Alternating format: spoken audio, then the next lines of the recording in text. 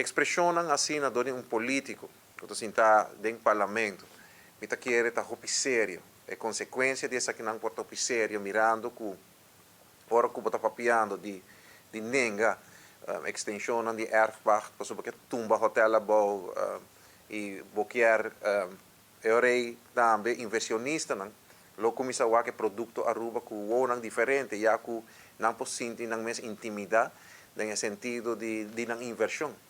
E essa aqui pode fazer dano muito grande na local do país aruba para local da inversão. Não somente sei, mas que apontar também se Mansur, ok, bota stop a extensão de erfwacht, anto bota tumbe hotel abo. Me pergunta para o senhor Mansur, é 800 gente que está trabalhando, é 500, é 1200 gente que está trabalhando em hotel.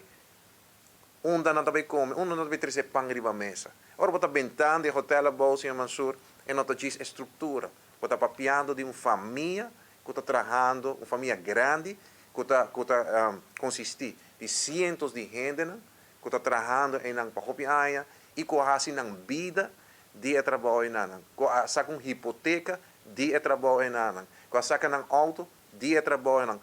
Que está puta pão riba mesa de trabalho em nana. Então, bota papia tocante de benta a boa. Para sobre a natureza, tem que vai prometer, nós temos que salvaguardar a natureza. A mim está de acordo.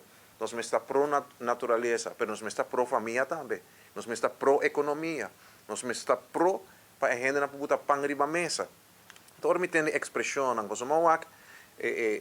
quando eu entrevistas do senhor Mansur, riba Facebook completamente, me tenho que concluir que o senhor Mansur não está pensando em coisas a trove dor.